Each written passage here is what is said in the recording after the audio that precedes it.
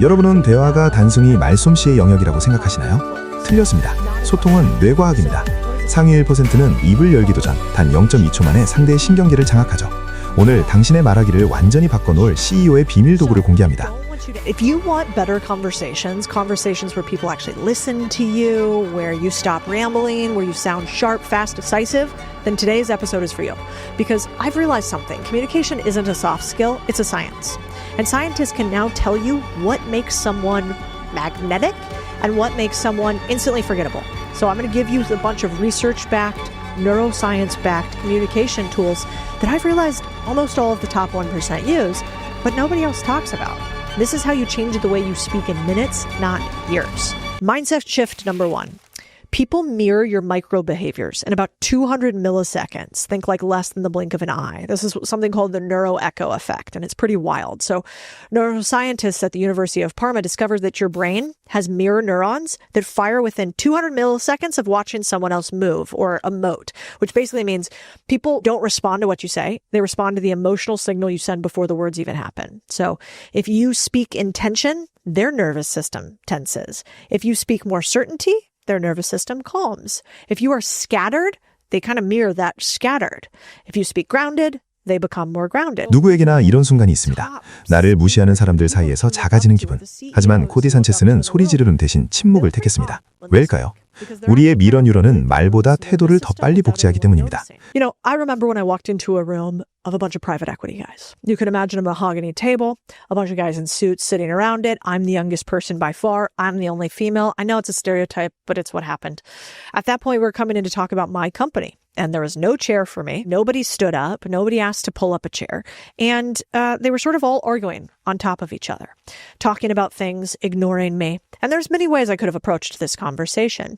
But I walked in and I pulled up a chair and I just sat down quietly. And I waited. I didn't try to speak over them. I didn't try to push through them. I just sat there like I had all the time in the world for them to figure out their small things. Because here's why. I made a promise to myself that I do not make myself small for small men. And I don't think you should do so either. You know, I've walked into PE meetings where everyone is talking over each other like caffeinated squirrels. I don't play that game. I sit, quiet, and within like 30 to 90 seconds, the entire energy shifts back towards you. Because people mirror these micro behaviors faster than they actually process your words. They would never listen to me if I started piping in, if I started shouting, if I tried to get their attention. Instead, quietly let the room come to you. 똑똑해 보이려고 일부러 어려운 말을 쓰시나요? 그건 당신이 불안하다는 증거일 뿐입니다. 진짜 지능은 단순함에서 나옵니다. 그리고 상대의 뇌에 행복 호르몬인 도파민을 직접 주입하는 가장 쉬운 방법은 바로 열린 질문입니다. I think people judge your intelligence by clarity, not complexity. This took me a long time to realize. It's called the simplicity anchor. So a study from the University of Munich found something really fascinating. When speakers use simple language, listeners rate them as smarter, more competent, more trustworthy. But when speakers use complicated or overly technical language, listeners assume they're hiding something insecure, not as smart as they look. And I've seen this firsthand. When you go into an investment meeting, one of the first things you want to do is you want the other person to think that you're smart. You're asking for money from them. But immediately listen to it next time you get your spidey senses up on somebody because they start using words like cogent and I find this to be divisive instead of like, that makes sense. And I'm not sure everybody would agree with that. So if you want people to think you're smart, the crazy part, you got to stop trying to sound smart. Simplicity actually shows a new IQ signal, shows a higher IQ signal. The other part about this that's true is that questions actually increase dopamine. So they call this the curiosity loop. Carnegie Mellon scientists discovered that when you ask someone a question, especially an open-ended one, their brain releases dopamine, right? That's like the happiness drug. Dopamine makes people more alert, more engaged, and more curious. This is why questions pull people into conversations, not away from them. How many times have you been in a conversation with somebody and they're just talking about themselves and you want to die until like you could get a word in or potentially, I don't know, respond to something? That's why one of the most famous books of all time, which is How to Win Friends and Influence People by Dale Carnegie, the entire book, you can skip it. The book goes like this. Shut up, listen more. People care more about what you know about them than what they know about you. So try opening next time with something like, hey, can I ask you something I never asked before? Do you want to hear something strange? Can I test an idea on you? It's like, ooh, me? I'm so special. This is just for you and I. It's something unique. 이제 가장 강력한 실전 기술인 312 법칙을 기억하십시오. 3초의 멈춤이 당신의 정신을 맑게 하고 상대의 주의를 강제로 끌어옵니다. 또한 인간의 집중력은 12초가 한계입니다. 틱톡이 성공한 비결인 청킴 원리를 당신의 대화에도 적용해 10초 이내로 짧게 끊어 말해야 합니다. If you want to get hyper tactical on this, there's something called the 3-2-1 trick. And I can't remember where I stole this from originally, but it's so good. And so I want to share it with you. The step one is pause 3 seconds. So when you are in a situation where you want to communicate aggressively, you want to be listened to, you are in one of those difficult conversations, I want you to pause for 3 seconds. This is actually going to activate part of your brain. Neuroscientists found that when you pause even briefly, your anterior cingulate cortex activates. A fancy way of saying the part of your brain responsible for error detection and attention or lies, it comes to attention. And the pause literally kind of clears your mental windshield, allows you to see what is true or not. So if somebody says something you don't like, you're going to pause, 1, 2, 3. Then you're going to do step 2. Give only 2 points. This is called dual track working memory. The brain really can't process too many things at once. So it can usually process a verbal and a visual track. So when you limit to 2 points, both tracks sync. And then, can you please repeat that point back to me? So what am I doing? I'm putting my hand out there, like pointing to a specific point. My movement is mimicking my communication. And I'm giving them one thing to act on. Step 3, end with one question. This is how you interrupt what's called the default mode network. So your brain has a default mode, like the way that it runs every single day. It's why when you drive to the office, for instance, you ever get to the office and you're like, oh, I forgot, I didn't even remember driving here, right? That's daydreaming, wondering, your default mode network. And questions shut that down instantly. It immediately forces the brain to come into the present moment, whether it wants to or not. And this is how you pull anyone back into the conversation, even if they were drifting. So let's say you really want somebody to pay attention to you. You're going to go, okay, here's the 3-2-1 method. You're going to pause after they speak. 3, 2, 1. That is going to make them pay attention. They're like, oh, that's uncomfortable. What's happening here? 2-step. I want to talk about this 1 point. Visual plus verbal cue.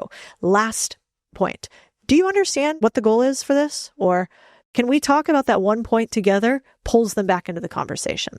Super easy trick for difficult, important conversations. One of the things that's most important in speaking in this day and age where we have the shorter attention span than ever is speaking in sprints, not streams, or what's called segmented speech processing.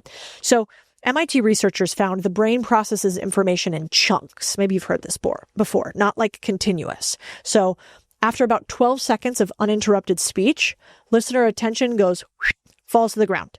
TikTok actually based its entire algorithm on this single idea that humans can only pay attention for 5 to 10 seconds. So why do you think the For You page is all built on these 5 to 10 second video hooks immediately? Because they read the MIT research about chunking.